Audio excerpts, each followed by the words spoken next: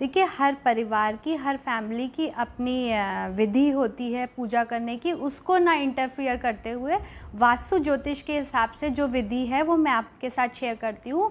सबसे पहले सबसे इम्पॉर्टेंट होता है प्रतिमा का चयन करना। जो प्रतिमा है उसका मटेरियल क्या होना चाहिए।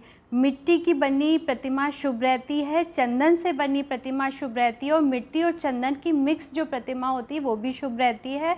आप पीतल की प्रतिमा भी ला सकते हैं, चांदी की भी प्रतिमा ला सकते हैं। फिर उसके बाद आप ध्यान रखिए कि प्लास्टर ऑफ पेरिस की जो बनी हुई प्रतिमा होती है उनको अवॉइड करें। कोई भी सिंथेटिक मटेरियल मूर्ति में नहीं यूज़ होना चाहिए, ओवर डेकोरेटिव नहीं होनी चाहिए। फिर मूर्ति को आप घर पर लाएं या फिर आप ऑफिस में स्थापित करना चाहते हैं तो ऑफिस में लाएं और उस ऑफिस या घर की उत्तर पूर्व दिशा में या पूर्वी दिशा में चौकी बिछाएं, उसमें पीला कपड़ा डालें। फिर इस मूर्ति को आप गंगा जल से स्नान कराएं, छिट्टे डालें या फिर आप ऑरा स्प्रे भी डाल सकते हैं। उसके उपरांत आप उस पे पीले फूल चढ़ाएं, धुआं घास चढ़ाएं। आप पंडाल का डेकोरेशन केले के पत्ते से, आम के पत्ते से या अशोक के पत्ते से कर सकते हैं। गणपति जी को भोग लगाएं। आप मोतीचूर के लड्डू से भोग लगा सकते हैं, मोदक से भोग लगा सकते हैं। और ध्यान रहे जब आप भोग लगा रहे हो तो इसमें तुलसी की पत्ती का प्रयोग बिल्कुल भी ना करें। और पूजा के दौरान आप शंख ध्वनि करें, घंटी बजाएं तो और चंदन की धूप जलाएं। तो ऐसा करने से आपके घर में बहुत ही अच्छे रूप से गणपति जी स्थापित हो जाएंगे। नौकरी की शुरुआत और युवाओं का करियर अच्छा बना रहे, इसके लिए उन्हें क्या करना चाहिए उत्सव में? उत्सव के दौरान आप अपने घर में हल्दी की गांठ से बने गणपति जी लेकर आएँ। आप इनको अपने घर के मंदिर में स्थापित कर सकते हैं या फिर अपने घर की तिजोरी में भी आप रख सकते हैं। तो ऐसा करने से आपके गुरु ग्रह और बुध ग्रह शुद्ध हो जाएंगे, जो कि आपके आय में वृद्धि कराएगा, आपकी करियर को ग्रोथ देगा। गणेश उत्सव में लोगों को ऐसा क्या करना चाहिए जिससे उनके जीवन में आ रही परेशानियां, काम में रुकावट समाप्त हो जाए? देखिए, श्वेतार्क नाम का एक पौधा होता है जो कि एक बहुत दुर्लभ पौधा होता है। इसको आप अपने घर में लाएं। इस पौधे को अगर आप घर की उत्तर दिशा में रखते हैं तो आपकी आय में वृद्धि होती है। इस पौधे को अगर आप अपने घर के पूर्वी हिस्से में रखते हैं तो आपके अच्छे संपर्क स्थापित होते हैं। कोर्ट कचहरी में अगर यदि कोई आपका केस फंसा हुआ है तो उसमें विजय प्राप्त होती है। शत्रुओं से विजय के लिए आप पश्चिम दिशा में इस पौधे को लगा सकते हैं।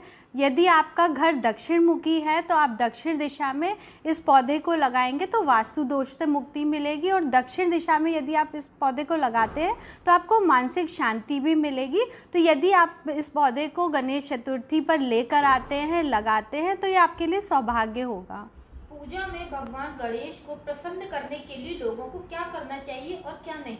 देखिए, गणेश चतुर्थी की पूजा जो होती है ये बहुत विधि विधान से करनी चाहिए। किसी एक्सपर्ट एस्ट्रोलॉजर से मिलें और अपने लिए मंत्र उनसे लें और उस मंत्र का नियमित उच्चारण करें। पूजा के दौरान आप पीले वस्त्र पहने, लाल वस्त्र आप पहन सकते हैं, हरे रंग के वस्त्र पहन सकते हैं।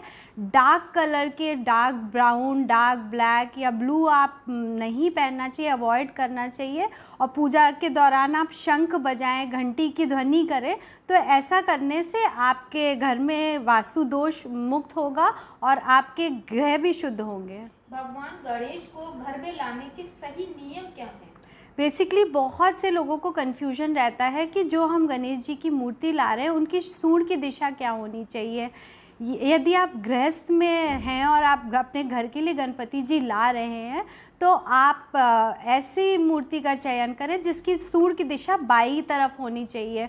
यदि आप स्पेशल सिद्धि करना चाहते हैं, कोई स्पेशल पर्पस के लिए गणपति जी ला रहे हैं, तो आप ऐसे गणपति जी का चयन करें जिसकी सूंड की दिशा दाईं ओर होनी चाहिए। और याद रखें, घर में लाने वाले गणेश जी जो घर पे आप स्थापित कर रहे हैं उनका पॉस्चर हमेशा सिटिंग होना चाहिए। स्टैंडिंग गणपति जी नहीं लाएं, डांसिंग गणपति जी नहीं लाएं। किसी से गिफ्ट गिफ्ट में मिले हुए गणपति जी कभी भी अपने घर के मंदिर में नहीं रखने चाहिए। और स्लीपिंग पॉस्चर वाले गणपति जी भी शुभ नहीं रहते हैं। और कुछ जगह कुछ घरों में मैंने देखा है गणपति जी जो होते हैं वो एक राइटिंग पॉस्चर में होते हैं, वो भी शुभ नहीं रहते। तो ऐसे टाइप के पॉस्चर्स को आप अवॉइड करें। आप अपने घर में स्फटिक के गणपति जी ला सकते हैं। ऐसा करने से आपके घर की वास्तु जो है वो शुद्ध होती है, वास्तु दोष मुक्त हो जाता है आपका घर। बात करते हैं राशियों की, तो क्या कुछ राशियों के लिए भी अच्छे संकेत लेकर आई है ये गणेश चतुर्थी? बिल्कुल। जो कन्या राशि और मिथुन राशि के जो जातक हैं उनके लिए ये गणेश चतुर्थी बहुत ही शुभ फलदायक है। आप नियमित पूजा पाठ करें और उनकी सेवा भाव रखें, आपको उचित फल मिलेगा।